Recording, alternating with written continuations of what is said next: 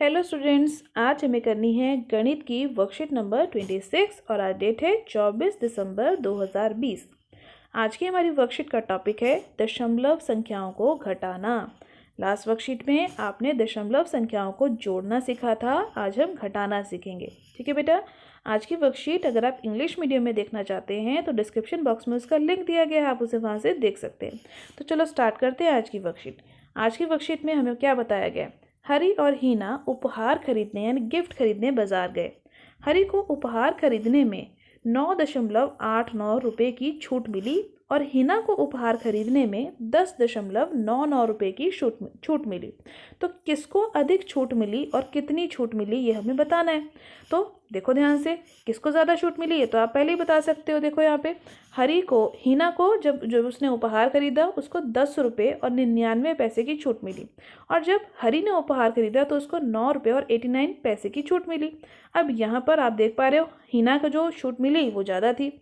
अब इसको ये कैसे बताएं कि कितनी ज़्यादा थी, इसको बताने के लिए हमें इन दोनों संख्या को घटाना पड़ेगा। तो याद रखना, घटाने के लिए बड़ी संख्या ऊपर लिखते हैं। तो बड़ी संख्या तो आपको दिख रही है ना, 10 दशमलव यानी 10 रुपये 99 पैसे यानी 99 पैसे बड़ा है, तो इसको मैंने लिख दिया ऊपर। अब जमा करते समय आपने ध्यान दिया था कि हम दूसरी संख्या को कैसे लिखते हैं, दशमलव के नीचे दशमलव, पीछे वाली 8 जो संख्या है वो लिखेंगे, फिर लिखेंगे 9 और इधर जो 9 संख्या थी उसको लिखेंगे 0 के नीचे। एक एक करके अंक हम लिखते हैं। अब ये भी था रुपए में तो रुपए लिख देते हैं यहाँ पे, और अब यहाँ लगाते हैं घटा का चिन्ह। तो अब घटा लेते हैं, घटाना तो सभी बच्चों को आता है। 9 में से 9 गया 0, 9 में से 8 गया बचा 1, दशमलव के नीचे लगाया दशमलव और ये लिखी थी संख्या 10 और 9 में घटाएंगे तो क्या मिल जाएगा 1। तो कितने रुपए का जो हमें छूट मिली थी, जो हीना को छूट मिली थी, वो कितने का अंतर आ गया, यानी हीना को कितनी ज़्यादा छूट मिली, 1 रुपये 10 पैसे की छूट हीना को ज़्यादा मिली।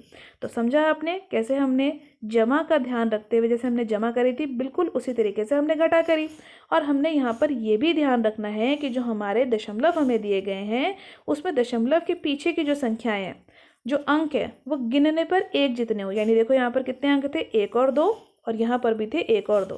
तो आपको याद है ना, जहाँ पर अंक कम होता था वहाँ पर हम 0 लगा देते थे पीछे की तरफ। तो वही करेंगे हम आगे के प्रश्नों में भी। अब इसी बात का ध्यान रखते हुए हम आगे की वर्कशीट के क्वेश्चंस को सॉल्व करते हैं।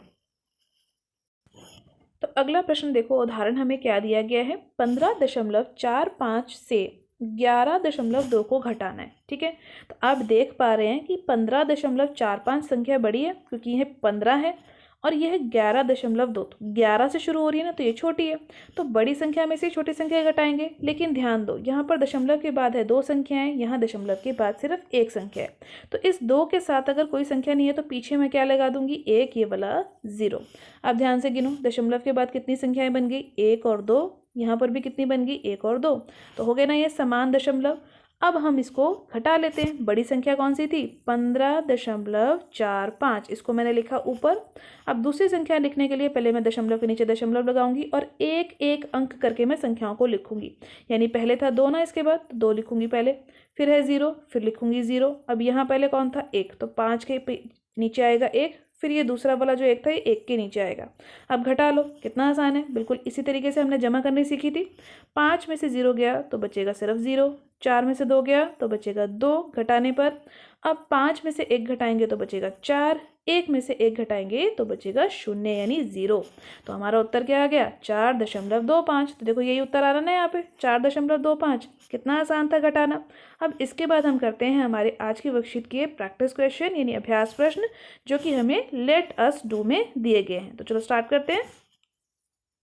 तो पहला प्रश्न देखो, लेट अस डू का क्या है, घटाओ, और संख्या लिखी गई है रुपये 30.8 में से 17.35 रुपये को घटाना है।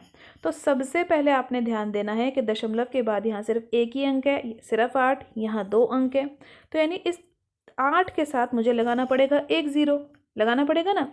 अब देखो बड़ी संख्या कौन सी थी, उसको मैंने पहले ऊपर लिख लिया, यानी 30.8 था, जो कि अब क्या बन गया 8 0, क्योंकि 2 अंकों को पूरा करने के लिए मैंने ये वाला 0 यहाँ लगा दिया।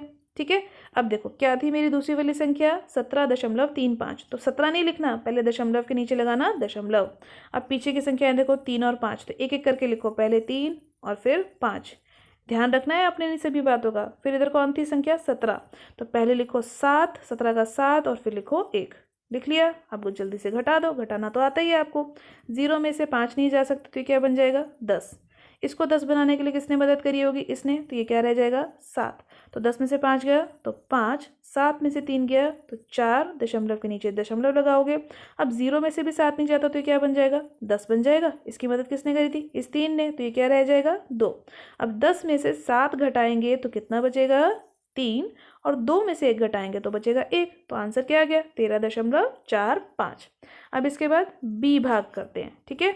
अब बी भाग में देखो क्या बोला हुआ है, 52.97 में से मुझे घटाना है 11.7। तो अब यहाँ पर भी देखो दशमलव के बाद एक संख्या थी और दूसरे वाले में दशमलव के बाद एक संख्या। यहाँ देखो दो संख्याएं हैं ना, 1 और ये 2, लेकिन यहाँ पर सिर्फ एक ही है तो इसके साथ में एक 0 लगा देती हूँ। अब दोनों में से बड़ी कौन सी थी, 52 वाली, यानी 52.97 संख्या बड़ी थी। अब इसके नीचे मुझे किसको उतारना है, इस वाली संख्या को। तो पहले दशमलव के नीचे दशमलव उतारा, फिर पीछे कौन सी संख्या थी 7 और 0, तो 7 और 0 लिख लिया, ठीक है। अब इससे पहले कौन थी 1 और 1, तो पहले पहला 1 फिर दूसरा 1। अब घटा लिया तो घटाओ फटाफट से, 7 में से 0 गया तो बचेगा सिर्फ 7 ही। 9 में से 7 गया तो बचेगा 2, दशमलव के नीचे लगाया दशमलव, 2 में से 1 घटाया तो 1, 5 में से 1 घटाया तो 4। हो गया ना ये हल। अब इसके बाद देखो सी भाग। सी भाग में क्या संख्याएं दे रखी हैं, 201.99 और 21.29। तो अब दशमलव के बाद यहाँ भी दो संख्याएं थी, यहाँ भी दो संख्याएं थी, तो मुझे कोई 0 लगाने की यहाँ ज़रूरत नहीं है। तो चलो लिख लेते हैं, 201.99 बड़ी थी तो इसको मैंने ऊपर लिखा। अब दूसरी संख्या को नीचे लिखवाना है, तो पहले दशमलव के नीचे क्या लगाओगे दशमलव, फिर था 2 और 9, तो एक एक करके लिखो, पहले 2 है फिर 9 है, लिख लिया। अब इधर कौन था 1 और 2, तो पहले लिखो 1 फिर लिखो ये वाला 2। अब घटाओ फटाफट से। अब जब घटाओगे 9 में से 9 नहीं जा 9 में से 9 चले जाएंगे तो कितना बचेगा 0। 9 में से 2 गया तो बचेगा 7, दशमलव के नीचे दशमलव, 1 में से 1 घटाओगे तो क्या आ जाएगा 0। अब 2 में से क्या 0 जा सकता है, नहीं, तो इसको काट के मुझे क्या लिखना पड़ेगा 10। और इसकी मदद किसने करी होगी 10 बनने में, 7 वाले 2 ने, जो रह जाएगा 1। अब 10 में से 2 गया तो बचेगा 8 और ये 1 का 1। तो हो गया हमारा सी भाग भी हल। अब इसके बाद हम करते हैं हमारा ये डी भाग। तो देखो डी भाग में जो संख्या है वो है 18.5 और दूसरी संख्या है 9.84। तो देख पा रहे हो ना, दशमलव के बाद इसमें 2 अंक है और यहाँ पर सिर्फ एक ही अंक है, तो इस 5 के साथ मुझे क्या लगाना पड़ेगा, एक 0 लगाना पड़ेगा। तो चलो लिख लेते हैं, 18.50 लिखा, दशमलव के नीचे दशमलव, फिर 8 और 4 था तो एक एक करके अंक लिखा, 8 और 4। अब इसके बाद अगली संख्या कौन सी थी 9, तो इसके नीचे लिख दिया 9। अब घटा लेंगे, अब देखो 10 0 है तो इसको 10 बनाना पड़ेगा, ये क्या रह जाएगा, ये बन जाएगा 4।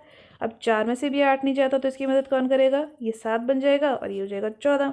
अब 7 में से भी 9 नहीं जाता तो इस 1 को इसकी मदद करनी पड़ेगी, ये हो जाएगा 17 और ये रह जाएगा 0। अब सारी संख्याएं बदल दी। अब देखो 10 में से 4 जाएंगे तो बचेगा 6, 14 में से 8 घटाओगे तो भी बचेगा 6, दशमलव के नीचे दशमलव, 17 में से 9 घटाया तो बचा 8। तो हो गए हमारे चारों प्रश्न हल। अब इसके बाद हम शुरू करते हैं हमारा प्रश्न नंबर 2। प्रश्न नंबर 2 में देखो क्या बोला हुआ है, सलोनी ने 5.5 किलो चीनी खरीदी और 4.5 किलो चीनी की उसने मिठाई बना दी। मिठाई बनाने के लिए उसकी इतनी चीनी खर्च हो गई, तो बताओ कितनी चीनी शेष बची। तो जब भी हमें चीनी या कोई भी चीज़ के बारे में, बची हुई के बारे में बताना हो कि कितनी बच गई, तो वहाँ पर हम क्या करते हैं, घटा देते हैं। तो 5.5 चीनी वो लेकर आई थी बाज़ार से किलोग्राम, और 4.5 चीनी उसने मिठाइयाँ बनाने में खर्च कर दी। तो बची हुई चीनी निकालने के लिए क्या करना पड़ेगा, दोनों को घटा दो। 5 में से 5 गया तो 0, दशमलव के साथ दशमलव, 5 में से 1 गया तो बचा 1, तो उसकी कितनी चीनी जो थी वो शेष बची, 1 किलो चीनी उसके पास शेष बची। तो हो गए हमारे आज की वर्कशीट के सभी क्वेश्चन हल। आज की वर्कशीट के सभी क्वेश्चंस की बेटा अच्छे से प्रैक्टिस कीजिए। एनसीईआरटी में इससे रिलेटेड जो भी और क्वेश्चन हो उन सभी क्वेश्चंस की प्रैक्टिस जरूर कीजिएगा। आज की वर्कशीट की वीडियो अच्छी लगी हो तो अपने फ्रेंड्स के साथ लाइक और शेयर करना मत भूलिएगा। मेरे चैनल पे पहली बार आए हैं तो चैनल को सब्सक्राइब कर लीजिए ताकि आपको अगले आने वाली वीडियोज़ की नोटिफिकेशन टाइम से मिल सके। Thank you for watching.